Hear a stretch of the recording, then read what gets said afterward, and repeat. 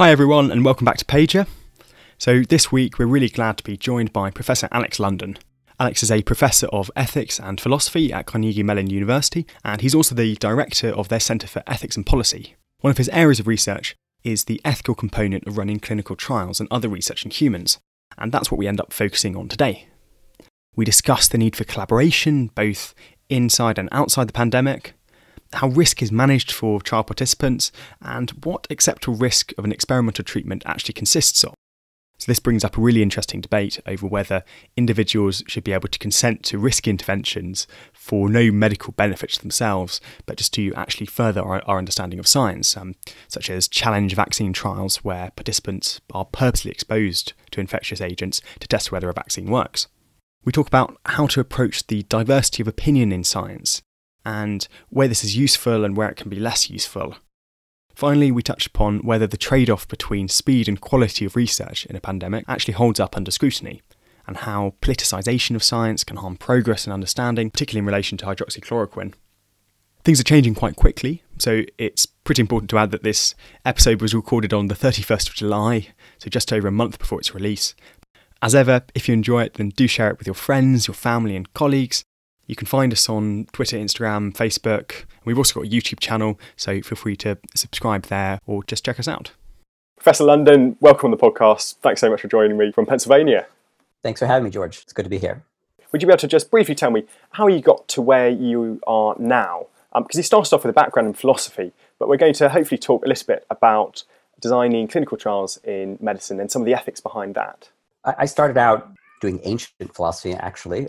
But I've always been concerned with ethics. And when I learned about bioethics and research ethics in particular, it seemed like a bunch of issues that are highly abstract and deeply philosophical were manifest in a very concrete way, so that I could both continue to do the thing I love, which is philosophical reasoning and abstract thought, but apply to something that turned some cogs in the real world, where there might be some practical value as well. So what sort of ethical questions are we asking overall? I appreciate this is quite a broad question, but when we're talking about doing research in humans, and what's your focus been? The fundamental tension that I think traditionally the way people frame this is that there's a fundamental tension in research with humans, because there's the clinician or the doctor's duty of personal care, duty to look after the interests of the individual before them, this fiduciary duty, is pitted against the interests of society or the interests of humanity in being able to learn.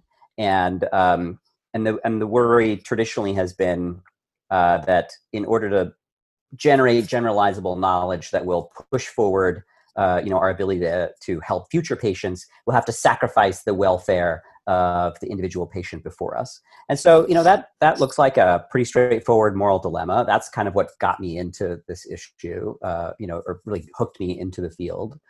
And in the Ebola, in the West African Ebola outbreak in 2014, 2015, and in the current outbreak that we're experiencing right now, this sort of deeper philosophical question that might sort of lay like sand, sediment at the bottom of a river or of the ocean gets stirred up in a really concrete way. And you have people saying, how can I, in the face of a pandemic or a fatal disease, agree to allow my patient to be randomized, if I believe that, some new intervention usually, might be the best thing for them.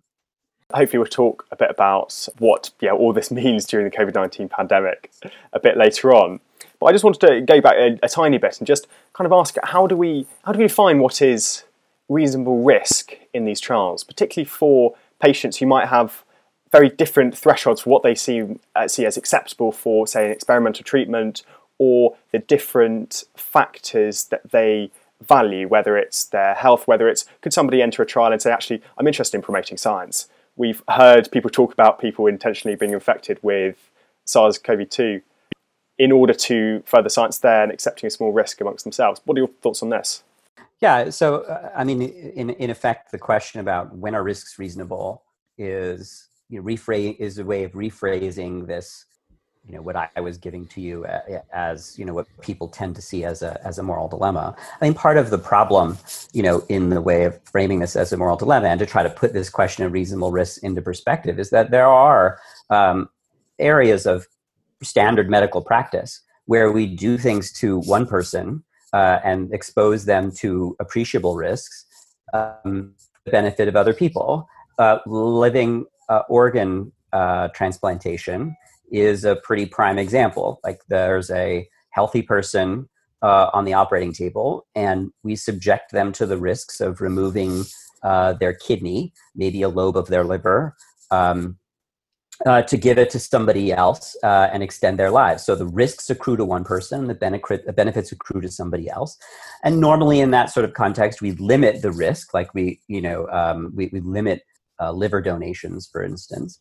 But the presumption there is people do this because they have a commitment to helping other people, and that's a stake that they have in this same enterprise.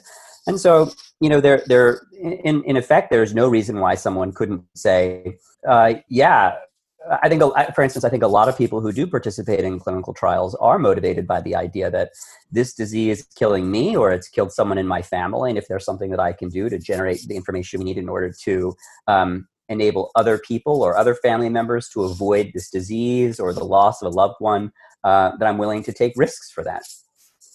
In that sense, I think there's too much research exceptionalism when it comes to viewing it as a particularly risky enterprise. And that's understandable in light of the history, in which there's not a rich history of people winding up one day in the cockpit of an experimental aircraft and flying through the air and having that plane break up and not realizing that that's what they were in it for, right? But there is a long history, in the U.S. in particular, of people not realizing that they were in clinical research.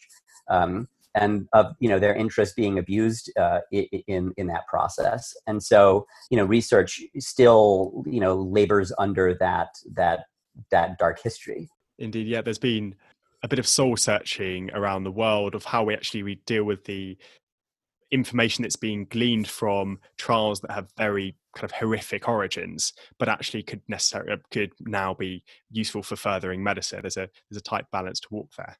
Absolutely. So I think the horrific scandals of the past really cast a shadow on the way that we think about research. In some ways, rightly so, but in other ways, I think they lead us to see more of a moral dilemma at the heart of that enterprise than is necessarily the case.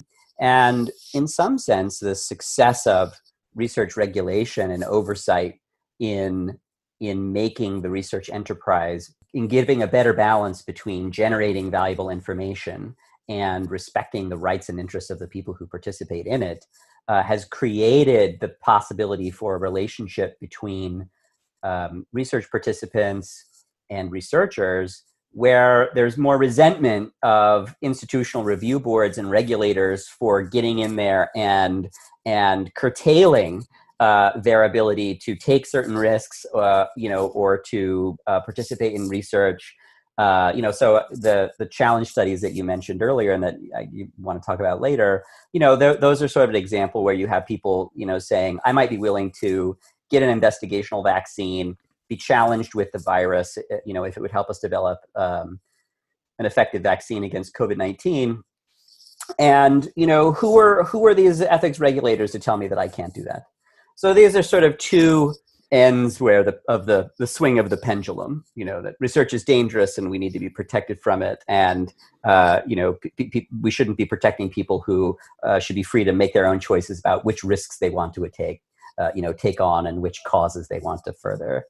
Yes, because on one hand, we've got obviously the risks of a side effect or all sorts of things, for example, with these challenge studies. And then on the other side, we've got risks as well that the treatment itself is completely ineffective. And actually, a patient has, in essence, wasted their time and accruing that risk by their involvement in it. And it seems to be quite difficult to determine actually how likely the pretest probability of lots of these trials succeeding before. One clinician might say, I absolutely believe that this is, as you mentioned earlier, this is the right treatment and I don't want my patients on the placebo arm of it. And another clinician might say, actually, I see more equipoise in this situation. Right. One of the main insights that I try to mine in my work on this topic is precisely what you raised here, the fact of diversity among reasonable experts. One expert might think, I'm persuaded that this therapeutic is going to work. And other people say, I'm looking at the same evidence you are.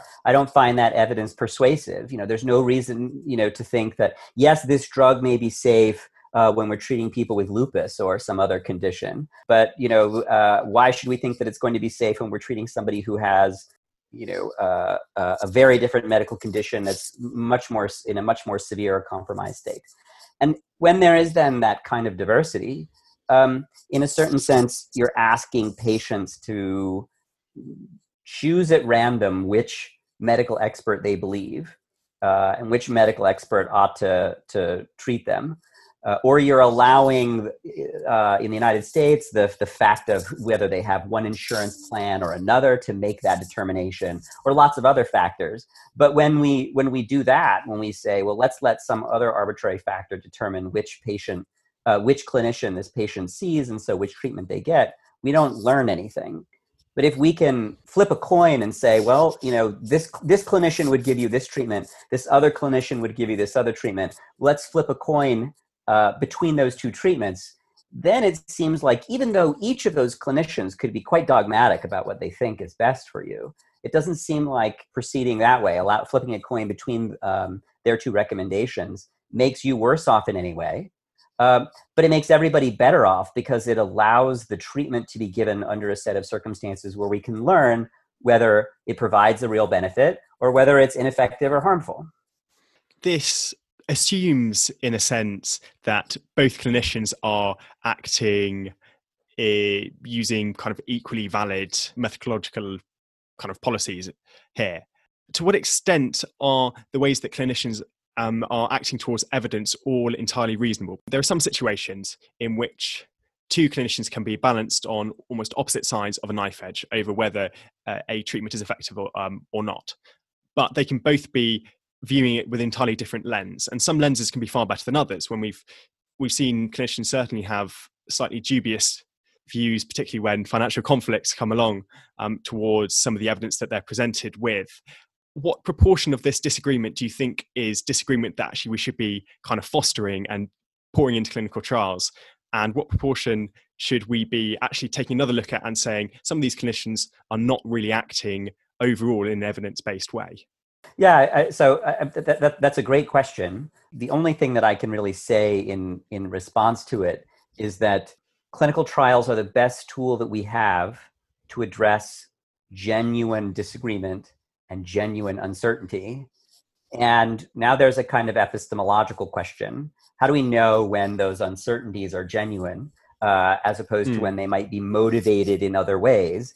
And I think the other levers that we have, about professionalism, oversight, management of conflicts of interest and things like that, those are all important to the extent that they preserve the integrity of the medical and scientific professions to try to ensure that, in science in particular, there's always a mix of motives, right? I mean, firms conduct the research they do because they want to make money. I mean, they also want to help people, but they want to make money. That's a powerful, motivator.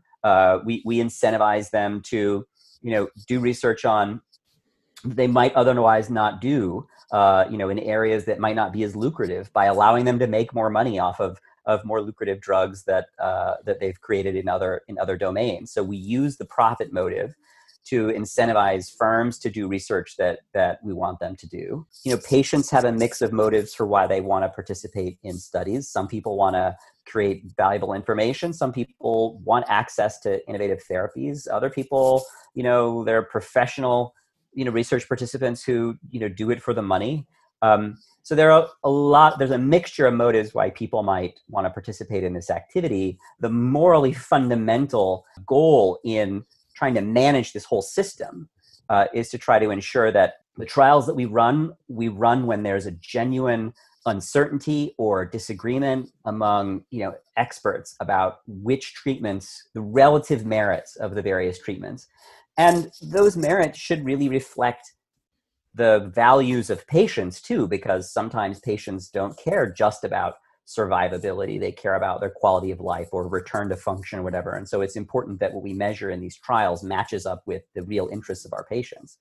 But so protecting the integrity of that whole process, is really key, and it falls to a wide range of stakeholders. And falling back to equipoise here, how large should these uncertainties be if, and I know this is a contentious question, we can say maybe a treatment is 90-10 likely to work. The idea that if we apply that to all of our treatments out there, we're doing quite a few things that are potentially harmful to patients, and it'd be beneficial to take those out of the system. But yet, if we wanted to say 50-50 equipoise, then it wouldn't be ethical to run a trial in those situations. Do you see any conflict here and any way around this? So I think in your question, I'd want to tease apart two different things. What kind of uncertainty, what level of uncertainty do we require in the mind of an individual clinician before it might be permissible for that clinician to allow their patient to be randomized? Because I think the traditional view was the clinician's views have to be split on a knife edge. They have to think each treatment is 50-50. If that was the case, we would never really be able to complete any study. If we'd ever be able to begin studies, as soon as data started to emerge, we would never be able to complete them. That's a good point. So the other question, is once you stand back and you see the amount of diversity that exists within a healthy and vibrant scientific medical community, then there is ultimately a kind of political question here. At the end of the day, you have to say, at what point do we have sufficient evidence? At what point have we persuaded a sufficiently large portion of the population, of the expert clinical population, group that remains that favors the intervention, whether that's that the evidence is against? At what point do we say, yeah, they're no longer a reasonable minority? Because as long as a reasonable minority favors and would deliver an intervention, then out in practice, patients can go and get that intervention from duly certified and professionals who are regarded as full members in good standing in their profession. And I think part of what we want out of research in general is to eliminate variations in care that produce variations in patient outcomes, and that aren't warranted by evidence, right? Like there's a lot of tradition and geographic difference, and it's important to know when are two different approaches to treating the same condition just stylistic differences, and when is it the case that some population of patients is being badly served by being treated, in one way, and if we could demonstrate that a different way was superior and shift more practice that way, that we would save patients, avoidable morbidity or mortality. And observational studies, in the vast majority of cases, seem to be quite poor at doing this because of the confounders that arise because of regional variations here, which is why the RCT reigns supreme. Yes, that's exactly right. But if you look at, what you said is exactly right. It's very difficult to provide treatment to patients in the clinical setting and then look at the results of what you've done and say, well, this is better than that. There's just too many confounders. And yet, if you look at, the survey that's been done of the 1,500 or so studies that have been registered since March 1st for COVID-19, a pretty substantial portion of those are observational studies. I think it's something like 40% of those studies are observational. And so I think that's been part of the low yield of research, in COVID, has partly been due to the inability to mount large-scale randomized control trials that recruit really broadly and really quickly to generate the information that we need. From the very beginning, people have said, convalescent plasma, we tried that in Ebola. That's a promising intervention. And, we still don't have clear randomized controlled data from a clear randomized controlled trial about the efficacy of convalescent plasma. Moving to bird's eye view of this, what do you think the causes of this are? That the relatively low research yield, because it hasn't been difficult to run clinical trials and to recruit patients to trials per se amidst this pandemic. A very large number of patients have been enrolled in trials or have been treated around the world with experimental medicines. Yeah, so this is compared to say the Ebola crisis.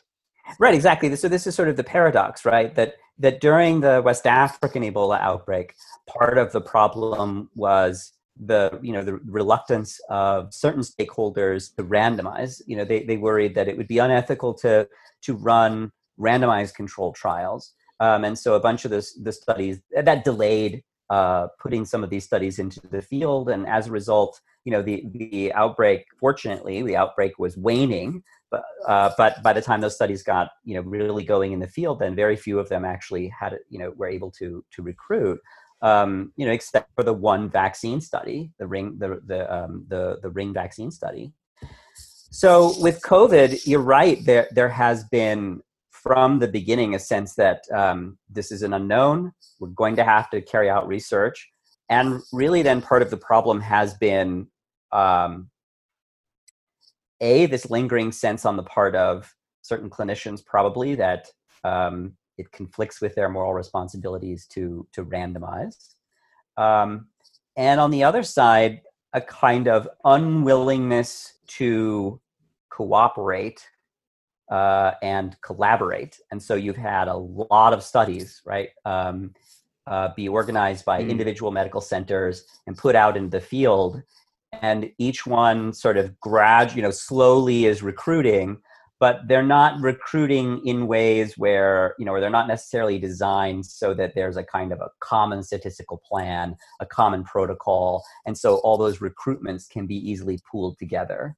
And so, if you split up your trials into enough separate centers, all trying to recruit, you get a lot of people participating in research that's underpowered and doesn't really tell you very much.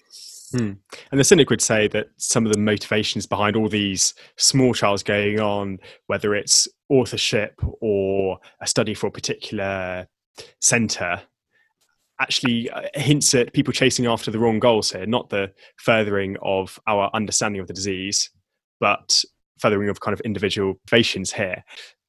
A point that kind of drove this home is I'm currently in southwest England right now, and I've been working in a hospital, and I saw a poster up today, in fact, for the recovery trial. Now, I don't think the hospital down there and the clinicians will have had any mention in Oxford's, the group there, in their publishing of it, but they've nevertheless contributed towards it if they randomise patients into it, which it seems like quite kind of a selfless thing to do here. Well, I think, we are really fortunate for recovery. It's been the one study that was mounted very early. In a certain sense, I think many of the people involved in that study learned a lot of lessons. They're very accomplished people. I think the Ebola experience was very informative. And they moved quickly, not just to get the study into the field, but also to get such wide buy-in into the study, and then to design it so that it made comparisons across so many different interventions. So that's been a real benefit to the world. So, I'm a philosopher. I'm not on the sort of empirical end of the business. So I don't want to speculate as to what people's motive, what the motives of the different individual centers are, or clinicians or whatever, because some of it could be as banal as, look, each each group has a limited set of resources that they can cobble together. And so they're trying to do the best they can with the resources that are available. That sort of language is very common in the literature that, in our paper in Science on pandemic research exceptionalism, part of what we said is there needs to be a wider recognition of a moral responsibility not to go it alone and not to say, well, what resources are available to us and what can we do with them? But what information do we need and how can we collaborate with others in a way where we can pool our resources to produce that information, very quickly. So, there are a bunch of people like my colleague, Kevin Zollman is one, but there are other people who study this issue of the credit economy in science and what motivates scientists. And, in the United States, but also in the UK and other places, there's a complex, mix of incentives that we use to produce, science. It's really imperfect. But in the context of the pandemic, it shows how vulnerable the kind of distributed go it alone and hope to victor kind of grabs it all if you're the first one to show something works. It shows sort of the perils of that, where if you can't collaborate, then sometimes you just spin your wheels. And perhaps it's almost as simple if, say, another pandemic were to come along, as just priming people to think more broadly of this, which I think your work is doing, to think of collaboration, think of enrollment in these very well designed larger trials that get out good evidence. Yeah, and I think so as someone who has been around, long enough now to have done ethics work in a couple of epidemics and pandemics, the sad thing is that there's a kind of repetitive literature about lessons learned and mistakes that get repeated, and the sort of issue that we're talking about now really would require strong leadership to convince a lot of people to move quickly in a common direction. A lot of people who have very strong opinions very often about what the right thing to do is and how to do it. And I think that what we're seeing, I think I don't know the facts on the ground, but it looks like recovery. The people there managed to surmount that hurdle. And in the United States, we don't seem to have managed to surmount that hurdle. When there's the next pandemic, are we going to be in the same position? Well, if we don't create structures that will facilitate this kind of cooperation and collaboration, yes, we will. And also, I think the problem of studies that don't complete because they can't recruit, or studies that are underpowered, that's not unique to the pandemic. That is a common problem. And so in a certain sense, I think, what the pandemic is showing it's pulling back the curtain on problems that we find more acceptable during non-pandemic or non-outbreak contexts. So I would say as we move forward, even with our normal research, we should be looking for ways to winnow out the squandering of precious resources, including the willingness of patients to participate in clinical studies, by making sure that our studies are higher quality and there's more collaboration so that patient contributions bear greater fruit. And how do you think we can improve collaboration then, both during pandemics and outside pandemics? Well, I think that actually, that gets us back to some of the other stakeholders and what we mean by, professional integrity and what your moral responsibilities are as a clinician. All right. So, if you think back to the Hippocratic Oath or other codes of ethics that sort of encapsulate what the moral responsibilities of clinicians or medical professionals, the only statements that they contain about dealing with uncertainty are that clinicians will use the medical knowledge to do the best that they can for their patient. And we've got to do more to facilitate a culture of learning where we understand that it's your moral responsibility that you can. And this goes all the way back to this question, is there a fundamental dilemma? I think the answer to that is no, there's not. That if we do clinical trials right, we can make sure that we're not disregarding the fundamental rights and interests of our patients, and that we're generating medical information that's really, fundamental, and that one of the profound obligations of medical professionals in the face of uncertainty or conflict is to collaborate and create systems in which they can carry out this kind of learning for the benefit of their current patients and future patients. And I think that's the ambition that people have, that lies behind what people have called the learning healthcare system. And so, I think that's the subject of my book that I'm finishing, and I think that's sort of one of the main pieces of work that has to be done in terms of reorienting clinical medicine and incorporating learning practices into it more fundamentally. Is there any merit to the idea that by enrolling patients in clinical trials, actually we can offer them things, and we can offer them a standard of care that's actually beyond what we would normally? Patients are often really well taken care of in some trials, and this actually offsets or at least makes it worthwhile for them to be enrolled, even if the overall kind of aim of the trial later down the line isn't something that's going to be benefiting the patient, this new knowledge. So I've seen studies that indicate that seems to be the case in certain contexts.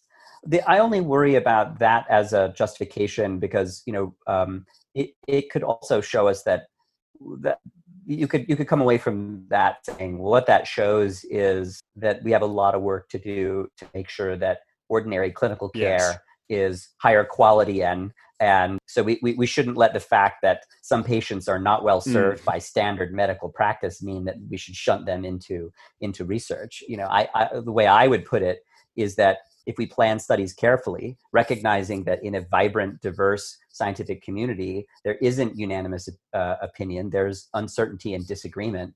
And if we make sure that our trials are designed to address that uncertainty and disagreement without denying patients the sort of level of care that's consistent with that diversity, that you're not worse off by participating in clinical research, but by doing so, you make everybody better off. Yeah, that's certainly a very good point.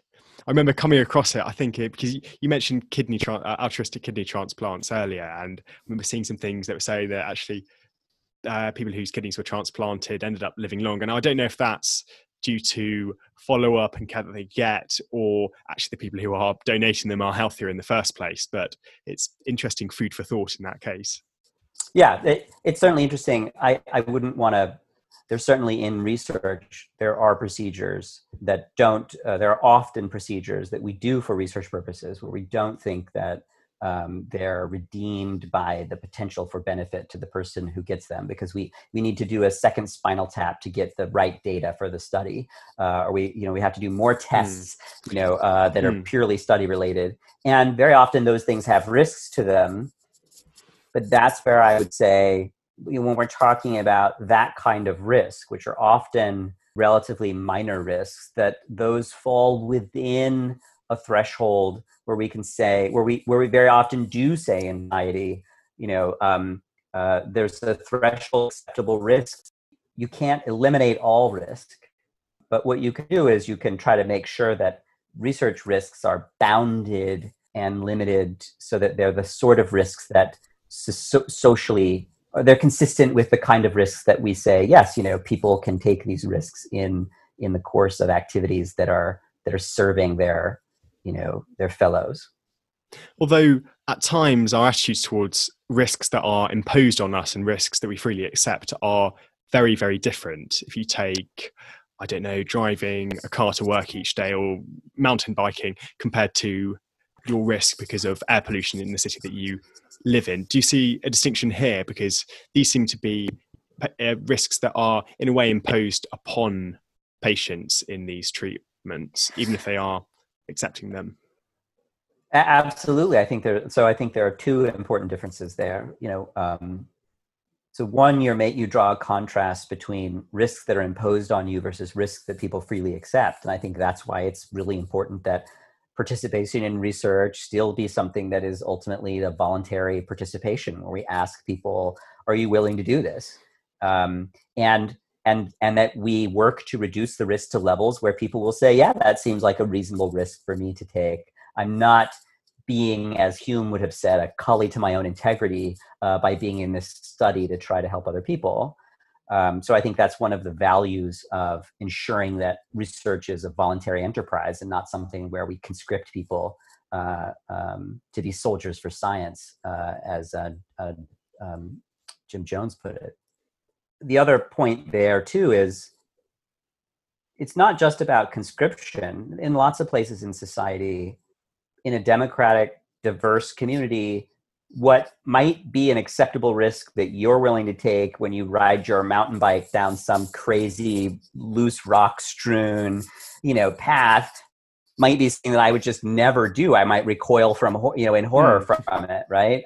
Whereas, the risks that I take standing on stage, talking in front of a large group of people, other people might be like, I would never do that. That horrifies me, right? And so, what people's attitude towards risks can legitimately differ because of features of them, what they enjoy, what they don't enjoy, and I think in that sense we have to be careful about which activities we use when we make these sort of risk comparisons, because they're very often, some people will participate in risky activities because they get value out of some part of that activity that other people might not get, or they find the risk of that activity part of the value of the activity. That's why I think when we regulate risk in research, it's important that we minimize it, right? I think that sort of attitude where if it's okay to have higher risks as long as we just get people who are, really have a high appetite for risk, I think that would sort of be corrosive. Because I think fundamentally our challenge is to make sure that people see the research enterprise as an avenue that won't treat them as a cog in a larger machine where, their interests don't really matter, but that they see the enterprise as a kind of system that we create through which people can make voluntary contributions to an important social project. If we can preserve that, then we preserve this engine that's going to generate important medical progress far out into the future. And the more that we put that in jeopardy, the more that we make it more difficult to recruit freely informed and voluntary participants into this enterprise, because the more wary and mistrustful they will be. And indeed, we regulate this anyway in terms of normal clinical practice. You can't walk in and ask for an incredibly invasive procedure, or at least I hope you can't in most places in the world, that most doctors would agree has no benefit to you just because you want it and you want that risk for yourself and you're happy to accept it. And you could be, by all measures, very happy and willing to accept that risk. But I think the individuals involved in delivering it could rightly refuse in those situations. Yeah, and so I think this gets to something else that I've written about. Traditionally, people think of research ethics as a highly paternalistic undertaking, that the justification for it is protecting people who can't protect themselves, and that makes a lot of sense. If you think about the history of scandal in research ethics. But as we move away now towards how do we create a system of research that recognizes the sort of fundamental moral value of the individual while still, enabling us to produce valuable medical information, then I think we have to have a non-paternalistic account of what research regulation oversight is about. In that sense, I've argued that it's less about protecting people who can't protect themselves and more about preserving the integrity of a system that has a really important social purpose, creating an avenue in which free and equal people can say, here's a thing you can do to contribute to the elimination of unnecessary suffering and premature mortality. And when you do that, you're still going to have your rights and interests protected in the process. I actually think that that's a lot of what we have done. That's a lot of what we've achieved in research ethics, but we've sold ourselves short by then just selling it as protection for study participants. There's a lot of literature in law reviews of, people who, in the United States, we call our research ethics committees IRBs, institutional review boards. And there are a lot of people who regard, the institutional review board as a paternalistic, an unfair restriction on the liberty of patients and the liberties of academic professionals, to carry out research that they want to do. It's a violation of their academic freedom. And I think that those perspectives are a bit too myopic, because they're caught up in thinking about this as a kind of a one-off transaction between researchers and participants, instead of thinking about what the larger purpose of regulation is and why, which things are important for sort of preserving the integrity of that process. One of the ways in which we often draw the line here is we accept that people can do whatever they want to themselves in their own homes, whereas if we draw the line at other people doing those risky interventions. Yeah, but also, so what you're saying has come up, recently. There was just, I think it's in the MIT Technology Review, a little report about, I think it was Harvard, where there's a lab that has a vaccine candidate and the people in the lab are using it and sort of it's a DIY, they give it to others who then sort of assemble it themselves, and then it's a nasal spray. And there are biohackers who, similarly, who think, hey, why, if I can do DIY projects on my car or other things like that, why shouldn't I be able to sort of do DIY medical experiments, on myself? There's a long history of people selling ineffective medical treatments. It's a lot easier to sell, to create something that doesn't work, because it's hard to find something that does work, and it's billions of dollars to run the trials that show that it actually does work. And quite easy to market it. Yep. And so, but I think as we're seeing, look at vaccines, where we have very safe, highly effective vaccines for a wide range of diseases, but the lack of trust and mistrust and disinformation that leads people now to question those, to be hesitant to use them and to not use them, that has a real toll in infectious disease and then lives lost ultimately. And so, I think there are broader issues that are at stake when we talk about ensuring that the system that protects the participants in research, but also that ensures that interventions are safe and effective, that plays an important social role that gets lost when we zoom down and just make this a question of, whether I should be at liberty to sell something I cooked up in my basement and that I say will cure your COVID-19. Do you think that here there is a sort of conflict between how lots of doctors and scientists see evidence and the sorts of evidence that they're looking for, and the sorts of things that are convincing to other groups of people? One group might favour randomised control trials, and one group might be very pulled in by the bioplausibility claim and might have a lot of certainty in their own mind about a treatment's benefits for them, whereas the medical profession can be completely divided. And do you think this is a bit of a source of friction between the two groups and what one thinks is best for the patient group? So I think there are two things to say. One is that within sort of the expert scientific medical community, I think there really should be, a vibrant community should have some diversity in terms of people who explore different hypotheses in terms of the mechanism of particular diseases and the viability of certain ways of intervening on those mechanisms, and other people who are less theoretical and more empirical. They're less about what's the mechanism here and what evidence do I have that this might work and how can I exploit that. I think that kind of diversity is really great. And I think it's the purpose of randomized clinical trials to take us beyond the debate about that and say, put your intervention to the test. If you think you understand the mechanism and that you can intervene to change it, that's a factual question.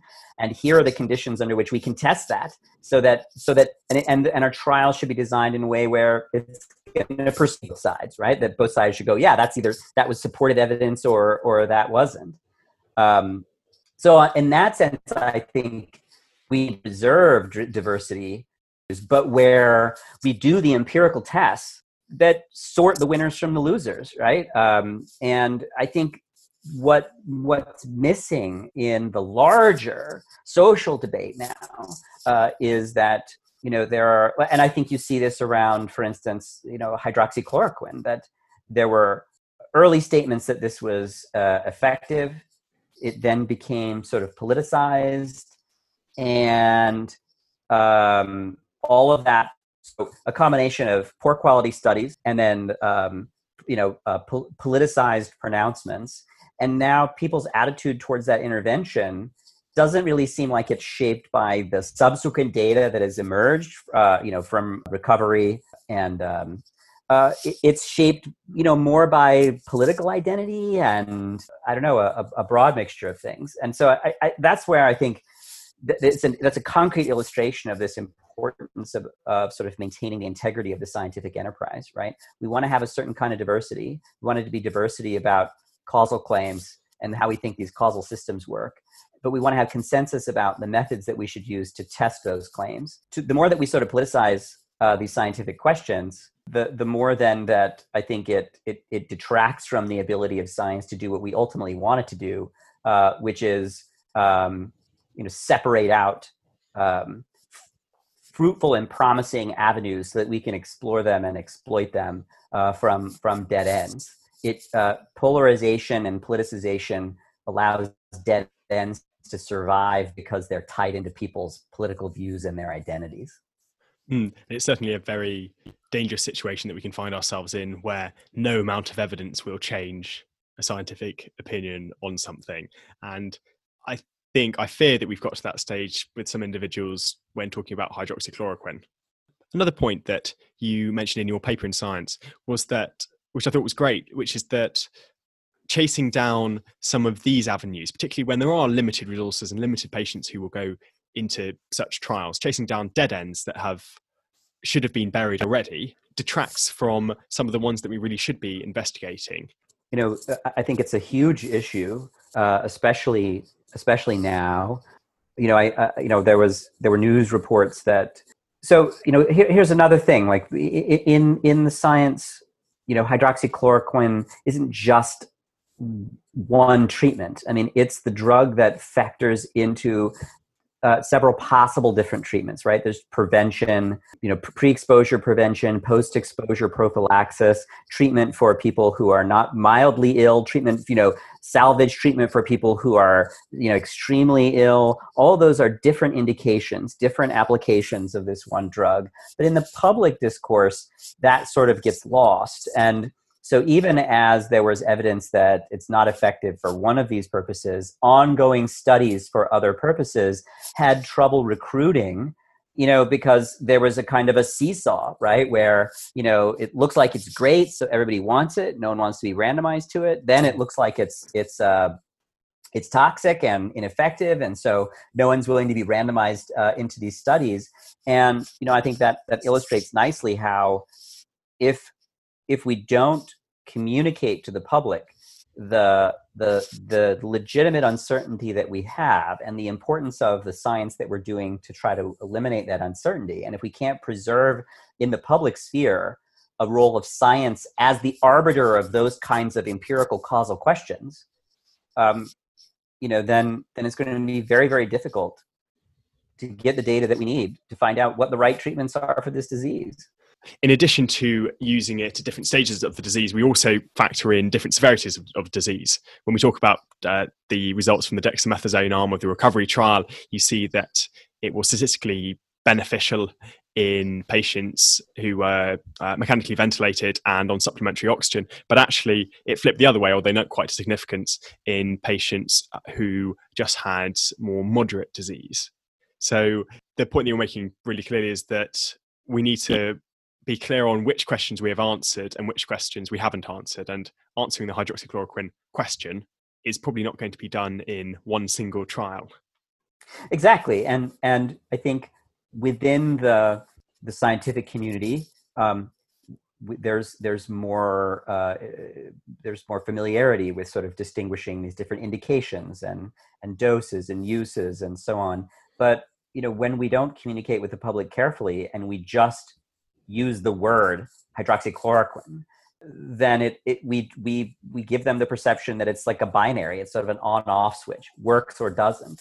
And so all the nuance now, well, works for what? And what are the side effects? And what's the trade-off? And, all those things, they get lost. And it's really the responsibility of political leaders from all sides to preserve the space for science to be the arbiter of these questions, because this disease doesn't care what your political affiliation is. It'll infect you and put your health at risk. No matter what your political beliefs. I think I'd encourage people listening, because I've just been mulling it over my head. If I were offered hydroxychloroquine in a trial now, having got COVID-19, what would be my thoughts on it? And actually, I'd have probably had quite a negative view on it. And that clear explanation by you just on why we shouldn't accept case closed straight away necessarily is something that I find difficult accepting in my own mind because of all the media and things that I've seen about it. And I think so part of the disconnect, so having so many clinical trials that were proposed at the same time, examining so many questions that are so similar, then one of the challenges too is, at what point should some of those studies be stopped? Right. At what point is this, when we're talking about the same, indication and very similar doses, and we have, reports from recovery and other studies that show that there's no benefit. At what point should we say, yeah, these other trials are sufficiently distinct that they should go on? There's still uncertainty for them to resolve. Or we say, no, like that uncertainty has been resolved. And so now we need to stop this trial early, or discontinue this arm of this study. And I think we should know that that's going to happen in advance. And so this kind of land rush of many, many, many trials starting at the same time, looking at very similar, I mean, there were hundreds of studies that had hydroxychloroquine in individual or combination as one of the elements of that trial. You knew from the beginning that there were going to be, some of those studies were not going to be able to come to fruition. Somebody trying to defend a combinatorial study could say, well, it hasn't been proven to not work with this drug. And there's no kind of getting around that. There's a possibility that actually it could work with that drug and it could have certain interactions that are really beneficial. But what do we judge the chances of that to be? Something that doesn't have single agent efficacy being beneficial with a random agent as a bolt-on. Where do we view the line, the grey zone, as it were? Yeah. So, some of the recent work that I've been doing, I think this is a real question.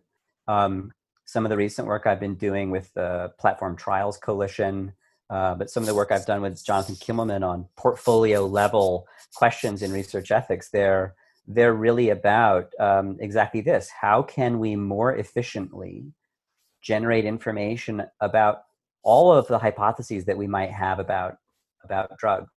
And one of the valuable things about recovery is that it isn't a standard trial in the sense that it's just comparing A to B.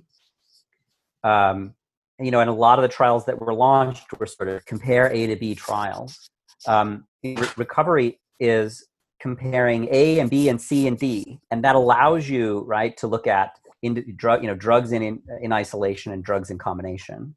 And so, I think part of the social value of research is being able to address what we think of as the live uncertainties or the live conflicts, and get information about those.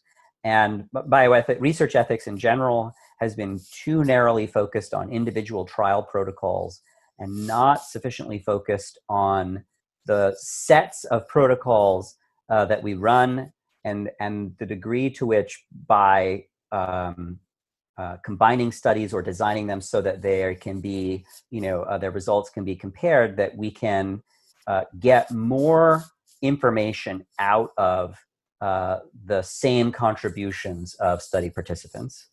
And do you think that it's possible to get a more evidence-based approach to how we take in all these different strands of information that shift what we view the pretest probability of something being effective are? I think that's a challenge. It's a different challenge in different contexts, right? Because what prior information there is in something, in forms of cancer that we've been doing research on for a long time. That's going to be different from what's the prior information that we have for a novel coronavirus that only just emerged. Even there, I think there's still a challenge between, we have to be flexible in terms of, cultivating the diversity in the scientific community and exploring lots of promising options. In Alzheimer's, a few hypotheses have really driven a lot of that research. Amyloid and tau. They dominate the therapeutic strategies, and with the low yield of dividends that they've provided, it may be that it'd be good to have a little bit more diversity in terms of the way we think about nature and origins and structure of those diseases, how we might intervene on them. There's a tension between if you're too hidebound to the same evidence that we've got, then everybody has the same beliefs, and then everybody's stuck. So part of the value of diversity is having different avenues that when one view that looked really promising sort of dies out, there are other avenues that are out there that we can still pursue. And in a certain sense, the hydroxychloroquine is an example where it got so much attention, it sopped up. It was an arm in so many trials. It took up so much of so many people's attention. One wonders about the extent to which the people who enrolled in those studies, or who were given that drug, where we would be now if more of them had been able to be, diversified into other treatment modalities, whether we'd have more information, about other interventions by now. The saga definitely lives on. So, I think we could talk for hours on this, but I wanted to touch on, what might be one final thing, which was, again, core to the paper that you wrote in Science. You write pretty crisply, crises are no excuse for lowering scientific standards. What do you think about this balance that some have claimed that we should have between speed and quality of evidence? Somebody else said this, slower often is faster.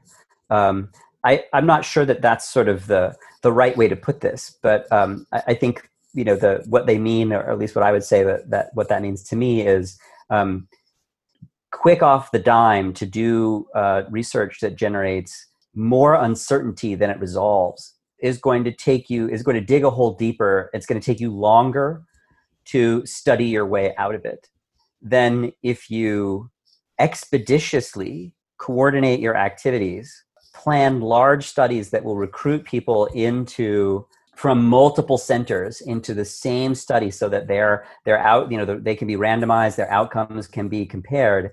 That may take more, it's more complex. It takes more time to prepare, more cooperation. But I think the dividend that it's going to repay those dividends may take longer to materialize. Although, the interesting thing, recovery, had evidence for us, by early June. So I think it's a false dichotomy to say you must trade research quality for speed. And I think even if it does take us longer, like we're still waiting for evidence from recovery, I believe, about convalescent plasma, I'd rather wait for data that I believe than be deluged with a bunch of low quality studies that I'm just not sure what to make of it. I think I'd like to particularly highlight a point that you made at the beginning, which is that some of these low quality studies are not just neutral in terms of where they put our progress through the pandemic, that they can actually be deleterious to our understanding and, as you said, create more uncertainty than they resolve. This disproves the idea that, we can have two parallel streams of research agendas. We can have the high quality one that maybe comes out in June, and we can have some lower quality ones to tide us over until then. Yeah, I agree. I think the low quality research can be worse than no research. confounded results, that, I mean, I don't think, I think some people have the idea that they can kind of look inside the causal matrix, and they can look at the code and sort of see what the right causal relationships were. And I mean, that when evidence is confounded, that's exactly what you can't do. And I mean, you can formulate hypotheses about it, and you can bet on whether you're right or not. But the thing about large randomized controlled clinical trials is they are the slaughter bench of expert hubris, right? Lots of people, no company spends billions of dollars or hundreds of millions of dollars to bring a drug to a large phase 3 study because they think it's going to fail. They believe in these drugs, they go into phase 3, and half of the drugs in phase 3 wind up not working. So like that, because 1 in 10 drugs that goes into the pipeline, only 1 in 10 drugs is ever approved for any indication. It reveals the challenges and the difficulty of doing exactly this, of trying to look inside the evidence and see what the true causal relationships are. Do we see any scenarios in which actually we should be sacrificing the quality of evidence that we are collecting for the sake of speed? I think what I would say is we should first be taking every step that we can to prepare in advance. It's true, you never know when you're going to have an outbreak like this, and you don't necessarily know what it's going to be an outbreak of, but we do know that we're going to have outbreaks like this. And so we can prepare in advance the scaffolding for a trial like Recovery, where as we see that we're in the midst of this kind of outbreak, we can fill in the details about the disease-specific details, the drug-specific details, and try to mount this kind of research response. If you were persuaded that the outbreak was going to happen very quickly, that we weren't going to be able to recruit into a very well-designed and large-scale trial, that we'd have to settle for something that would be primarily be quicker, then you might be faced with that sort of trade-off. What I would want to say is just, we're not in that sort of situation now. And I think even if we were in that sort of situation, planning ahead, we want to do everything we can to plan ahead to try to get the highest quality information out of that as possible. And I think certainly a question we have to answer is whether these low quality trials are actually sufficient to be informing patient treatment, or if in lots of circumstances we see people say, okay, yes, they are useful, but only as a fuel for further investigations. Yeah, exactly. I think a lot of research, a lot of early phase research is small, and the results are often misleading, right? Because those early results are often not borne out in subsequent testing. And the primary value of those early phase small studies is contributing to the design and conduct of later phase studies that really do test the question, is this intervention effective for patients like this under these circumstances, delivered in this way? And so in that sense, because we know those kinds of small studies are so unreliable, I think we've got to be circumspect about the idea that just because it's an emergency, we can conduct them, have them be as unreliable as they are, and then rely on them for our clinical decision making. A good point to end on for today. Professor London, thanks so much for joining me. It's been a really far-reaching and fantastic discussion, and hopefully we'll have quite a lot of relevance to what's going on currently and beyond. Thanks, George. It's been my pleasure. Thanks for listening to the Pager podcast. If you've enjoyed it, do leave us a review, share it with a friend, and come back to listen to our other episodes. As ever, we'd love to hear what you think. You can reach us at Pager Podcast on Instagram and Twitter, or email us at pagerpodcast@gmail.com. Bye for now.